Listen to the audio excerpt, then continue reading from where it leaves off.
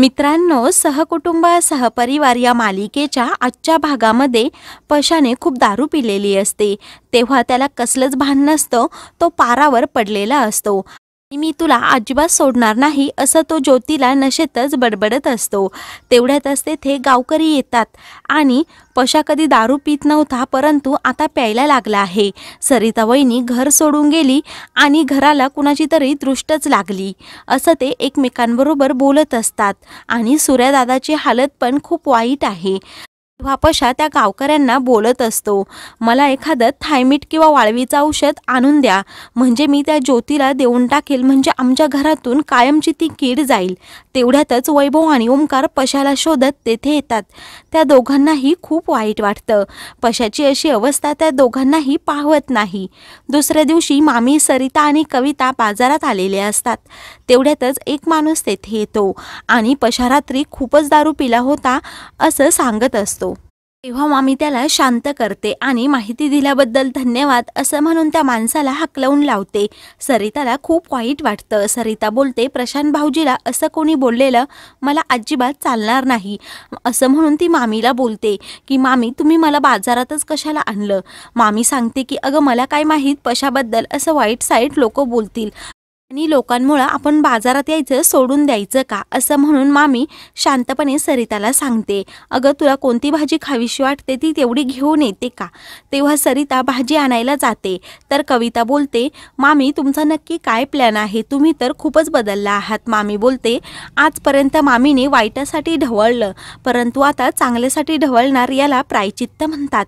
मला सरिताला सूर्याच्या दुकानासमोरून घेऊन जायचं आहे, म्हणूनच मी तिला मुद्दाम इकडे घेऊन आले.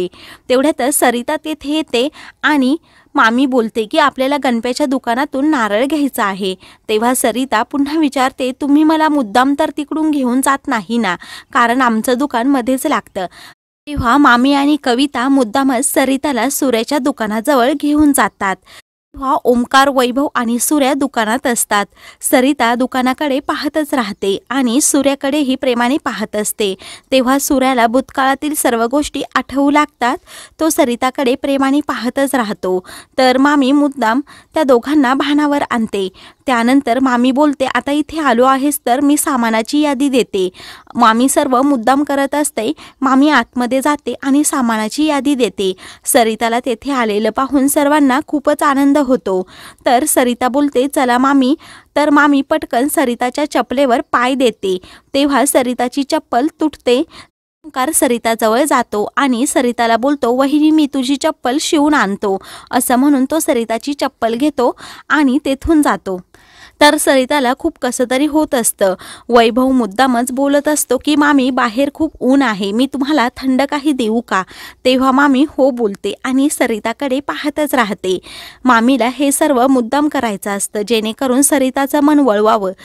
वैभव तिघींनाही पाणी देतो. सरिता पाणी घेण्यासाठी नकार देत असते तर वैभव बोलतो, हे माझ्याकडून तुझ्यासाठी आहे. तेव्हा सरिता तिथे दुकानात बसते आणि पाणी पिते. तर सूर्य नुसता तिच्याकडे पाहतच राहतो. मामी आणि कविता एकमेकींना ठेंगा दाखवत असतात. तेवढ्यातच ओमकार तेथे येतो आणि सरिताची चप्पल तिला देतो. तेव्हा सरिता बोलते, चला मामी आता आपण निघूयात. तर सूर्या पण मामीला सामान देतो. तर मामी बोलते, लगेच तुमचं सामान पण भरून झालं का, असं म्हणून मामी मुद्दाम मोठा पावडरचा डबा मागते. तेव्हा पावडरचा डबा दुकानामध्ये नसतो. सूर्या बोलतो, घरून आणावा लागेल. तेव्हा मामी बोलते, काही हरकत नाही, तुम्ही कोणीतरी घरून तो पावडरचा डबा घेऊन या. तेव्हा वैभव ओमकार हो नाही करत वैभव पशाला कॉल करतो आणि वहिनी दुकानात आली आहे, पावडरचा डबा घेऊन ये असं सांगतो. तेव्हा पशा खूपच खुश होतो. तर पशा लगेच आनंदानेच घरी जायला निघतो. तर इकडे घरी ज्योती तिच्या मुलांना प्लेटमध्ये काजू आणि बदाम खायला देते. तिच्या मुलाला आश्चर्यच वाटतं. तर ज्योती तिच्या मुलांना सांगते की आता मी या घरची मालकीण आहे, तुम्हाला जेवढं खायचं असेल तेवढं खायचं. तेवढ्यातच पशा तेथे येतो आणि अंजीला आवाज देऊन सांगतो की मला पावडरचा डबा काढायचा आहे, सामानाच्या खोलीची चावी देतेस का, नाहीतर तू डबा काढून देते का. अंजी बोलते, जरा थांब, एवढा मोठा डबा घेऊन तुला काय तो विकायचा आहे का. आणि त्या पैशांची दारू ढोसायची आहे का? तेव्हा पशा बोलतो, गुपचूप दे, तू पुढचं काही विचारू नको. अंजी खूपच बडबड करू लागते. त्यावेळी पशा हळूच तिला सांगतो, दुकानामध्ये स्पेशल गिराईक आला आहे, म्हणजे तायडी आली आहे आणि मामीला मोठा पावडरचा डबा घ्यायचा आहे, म्हणूनच मी इकडे आलो. तेव्हा अंजी खूपच खुश होते आणि अगोदर का नाही सांगितलं असं पशाला विचारते.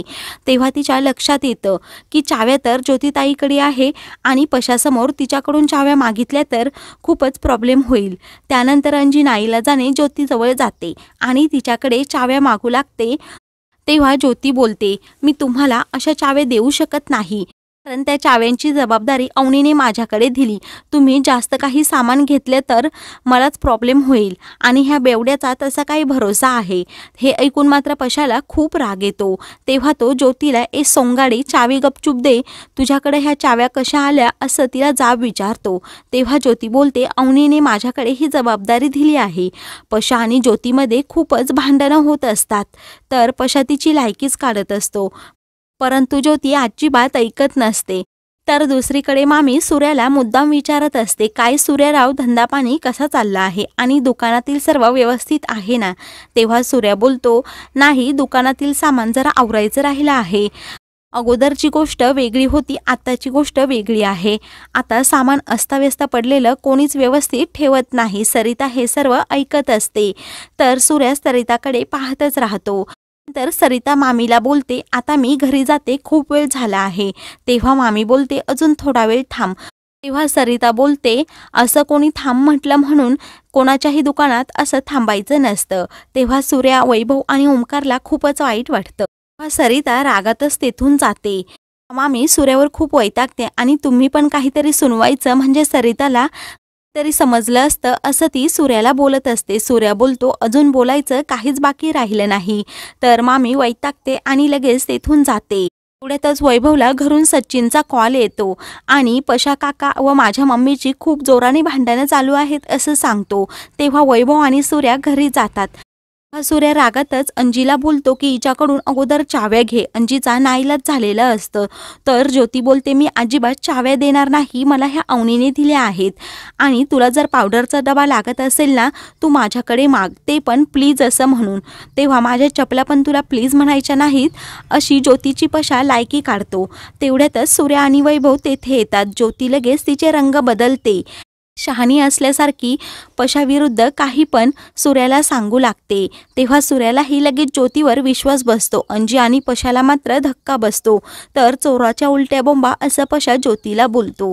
तेव्हा वैभव पशाला सांगतो, हा विषय मला माहीत होता. पशा वैभववर खूप रागाने ओरडतो आणि सूर्याला बोलतो, सूर्याराव, तुम्ही काय नुसतं पाहतच राहणार आहे का? तुम्ही काहीतरी बोला. तेव्हा सूर्या सांगत असतो की मला हे माहीत नव्हतं की ज्योतीकडे ह्या चाव्या आहेत.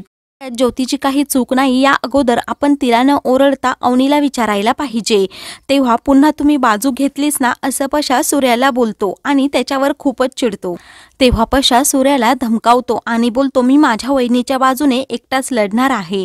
अंजीला खूप वाईट वाटतं. अंजी पशाला समजवायला जाते. तर पशात अंजीला बोलतो, ए तू तर काहीच बोलू नको, असं म्हणून तो अंजीला बोलतो, वहिनीच्या मागे तुला नीट घरची जबाबदारी पार पाडता येत नाही, तुझा काही एक उपयोग नाही, इथून अगोदर निघायचं, असं म्हणून तो अंजीचा हात पकडतो. तेव्हा वैभव पशाला समजावतो. तर पशा बोलतो, नवरा बायकोच्या भांडणात अजिबात पडायचं नाही, म्हणून तो अंजीलाही खूप झापतो आणि 2-2 सुना घरात असून घर व्यवस्थित सांभाळता आलं नाही म्हणून तिला घराबाहेर जायला सांगतो आणि पुन्हा तिच्या हाताला पकडतो. तेव्हा सूर्या बोलतो, घरातील सुनेशी अशी वागायची पद्धत नाही. तेव्हा पशा बोलतो, ही माझी बायको आहे, तू तुझं जसं ठरवलं ना तसं ठरवण्याचा मला हक्क आहे. तू मोठा सच्चाईचा पुतळा आहे, मला चांगलंच माहीत आहे. तर मित्रांनो, पुढील भागामध्ये अवनीसुद्धा घर सोडून जाते आणि अंजी सरिताजवळ राहायला येते. अशाच मालिकेंचे पुढील भाग पाहण्यासाठी चॅनलला सबस्क्राईब करा.